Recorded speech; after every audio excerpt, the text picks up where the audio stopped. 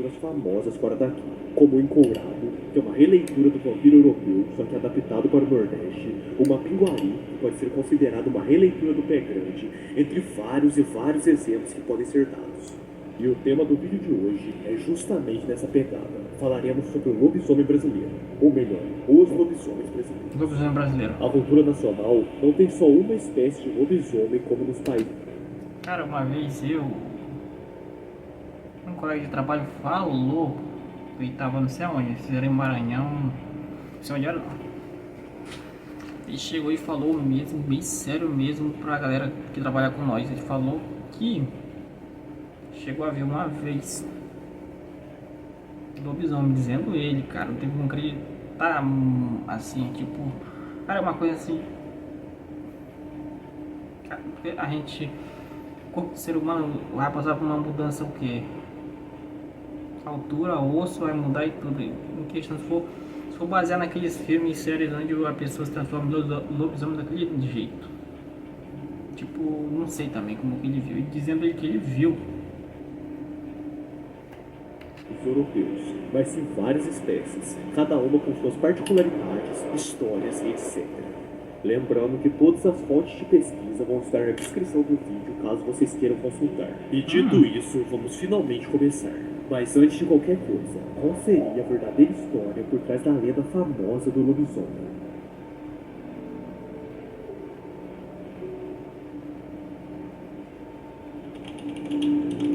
Origem.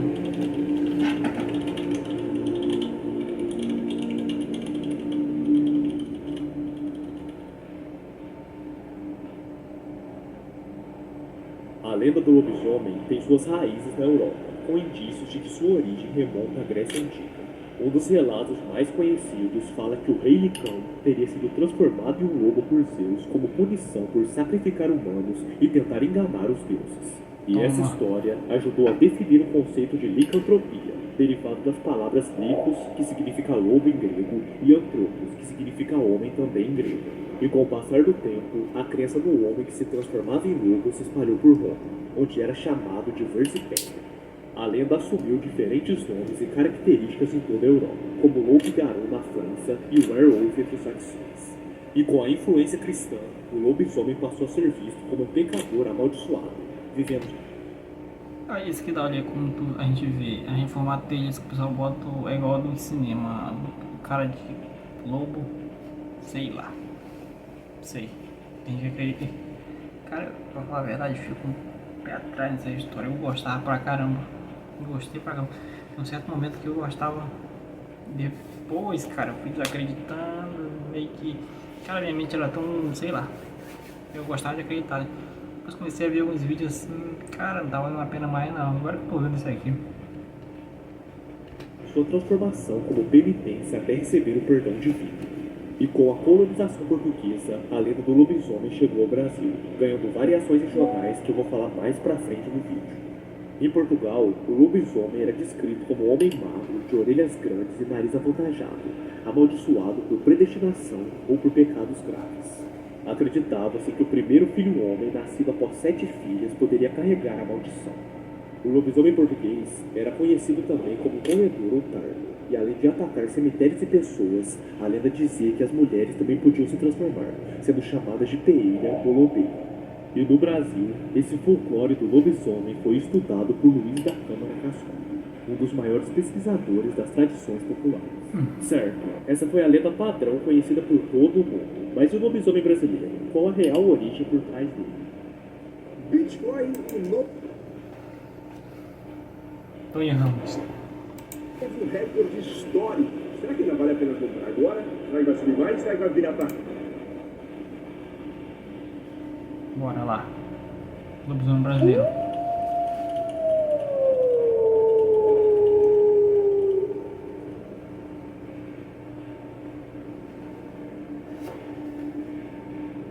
No Brasil, a lenda do lobisomem tem algumas particularidades bem diferentes das versões europeias.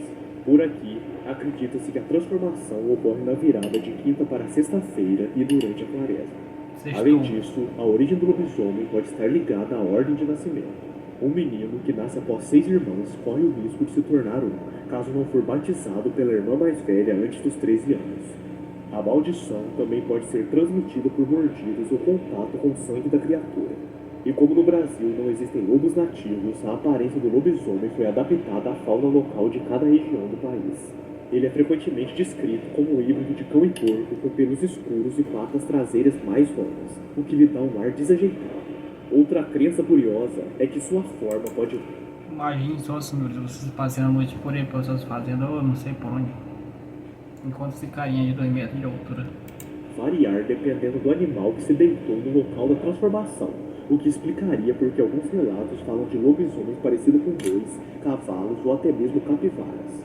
Em sua forma bestial, ele se alimenta de qualquer coisa, inclusive cocô de galinha, e ao voltar ao normal, vomita tudo. Para se proteger de um lobisomem, existem alguns rituais específicos que dependem da região do país. Agora, para eliminá-lo, a munição deve ser benzida com cera de vela usada 3 vezes na missa do galo, e armas de ferro ou aço podem forçar a criatura a retornar à forma humana. Já para curá-lo definitivamente, é necessário furar sua pele com um espinho de laranjeira plantado em um cemitério em uma sexta-feira santa. Agora, para descobrir sua identidade real, uma técnica curiosa é oferecer sal para a criatura. Após oferecer o sal, o lobisomem fugirá, mas no dia seguinte aparecerá na sua casa em forma humana pedindo o sal prometido, literalmente o lobisomem bidão. E como eu disse anteriormente, o lobisomem brasileiro, principalmente pelo país ter uma fauna muito diversificada, tem variações de diferentes animais. Vamos ver algumas.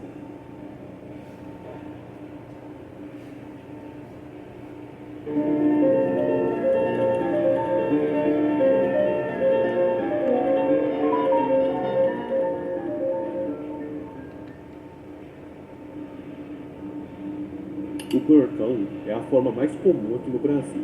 Quem o viu diz que lembra um cachorro ou um porco enorme. Pô, cara, mas aí complica, né, pô? Essa é a primeira imagem que eu nunca vi na minha vida, tá vendo agora? Que corre encurvado e sobre as 4 patas. É coberto de pelos escuros com olhos vermelhos e dentes afiados. Agora o amarelo é mais comum em estados do Nordeste.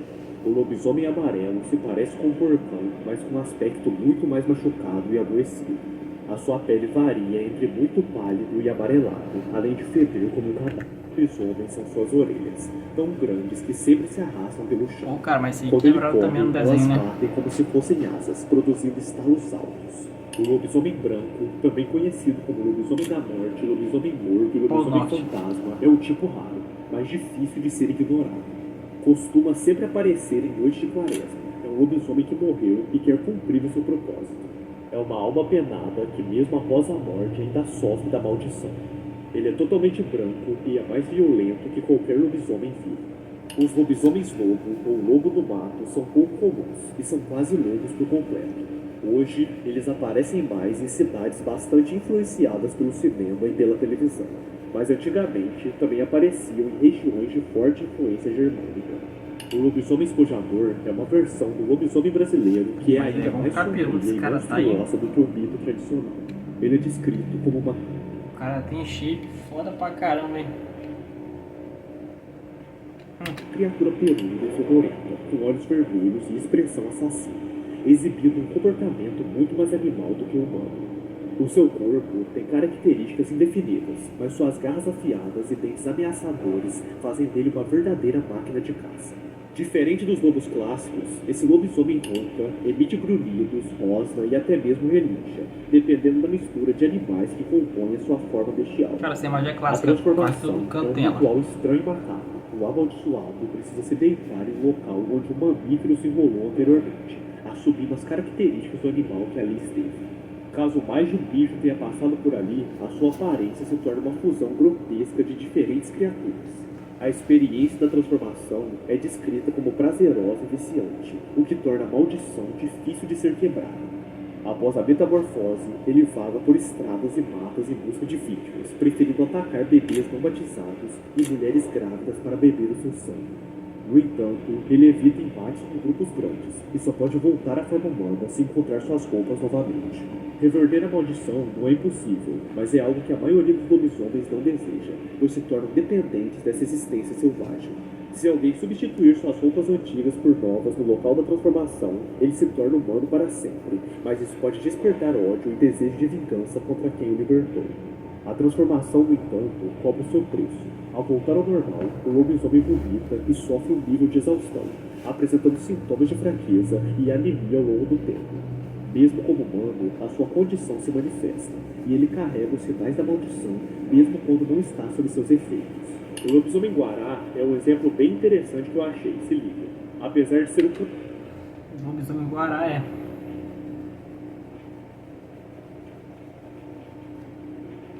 canídeo mais parecido com o lobo no Brasil, ele nunca foi associado ao mito do lobisomem do folclore tradicional. No entanto, muitos escritores brasileiros modernos de ficção decidiram nacionalizar o lobisomem, ignorando as peculiaridades do mito original e adaptando com elementos da fauna local. E assim surgiu a ideia dos lobisomens guarás, versões mais exóticas da criatura clássica. A primeira menção detalhada desse conceito apareceu em 1999, na revista Dragão Brasil, como parte de uma adaptação do RPG Lobisomem, O Apocalipse da White Wolf.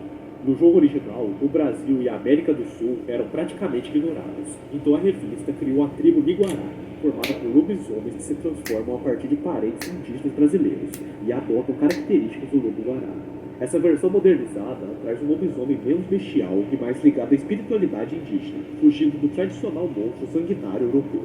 E com isso, o lobisomem brasileiro ganhou uma nova identidade na literatura fantástica contemporânea, misturando o terror clássico com a mitologia local de um jeito mais único e original. E por fim, um dos lobisomens mais famosos do folclore brasileiro, e também o meu favorito, é uma mistura de homem com tamanduá, o cabeludo. Não, O você não pode cabeludo falar não. é uma criatura monstruosa do folclore brasileiro, especialmente temida na região sul. O seu nome tem origem indígena e significa algo como osso quebrado do lobo. As descrições variam, mas geralmente ele é retratado como um híbrido grotesco entre humano e animal, com corpo forte coberto de pelos, patas redondas semelhantes a fundos de garrafa e um focinho comprido, que pode lembrar um tamanduá, uma anta ou um cachorro. Extremamente ágil, o capeludo perambula pelas matas durante a noite, rondando barracões e casas enquanto emite gritos assustadores. Ele se alimenta de cães, de gatos e até mesmo de seres humanos, mas de uma forma nada convencional. As histórias dizem que ele rasga a garganta de suas vítimas para sugar o sangue, como um vampiro, ou perfura seus crânios com focinho para devorar o cérebro. O seu rastro é marcado por pegadas arredondadas e há lendas que afirmam que alguns indígenas do rio Xingu podem se transformar nessa fera, fazendo dele uma espécie de lobisomem amazônico. Seus gritos são tão perturbadores que muitos caçadores dizem ter enlouquecido após ouvi-los no meio da mata. Para derrotar essa criatura, é necessário um tiro certeiro na região umbilical ou na nuca, pois qualquer outro ataque seria inútil. Registros sobre o capelobo aparecem em relatos antigos, como os escritos de Câmara Cascudo e Freud de Abreu, provando que a lenda já assombra a Amazônia há muitos séculos. Se o lobisomem é o terror das noites do sul e do sudeste do Brasil, o capelobo é sem dúvida o predador sobrenatural das florestas amazônicas. Cara, isso é uma, vamos dizer assim, que eu conheci ouvindo essas paradas aí de lobisomem. Cara, curupira, caramba, eu tinha ouvido falar. Só que depois de mais velho eu não comecei a acreditar nisso, né? Só que tem gente que já falou que pra mim, já falou pra mim mesmo, disse que viu. Já vi alguns relatos também no YouTube. Relato, né? Só que eles viram também. As pessoas viram, só que enfim, né, cara, dificilmente é igual tu botar alguém que já viu OVNI com alguém que já viu lobisomem. Tu vai dá pra acreditar mais alguém que viu um OVNI, por exemplo, um objeto voador não identificado, do que com o lobisomem. O lobisomem é meio que, cara, o corpo humano passa por uma mudança assim, foi do jeito que eu tô pensando. Aí vai e volta, distorce o que? O osso, os caramba, cresce, diminui. Enfim, né, cara? Cada um fica por si só, você acredita ou não? Não tava esquecendo o canal, assistindo um canal assim agora há pouco, não tava assistindo, né? É um canal chamado, acho que se não me engano, é Mr. Sandman. É de boa também, lá, o conteúdo lá e os vídeos que tem nele. E falou.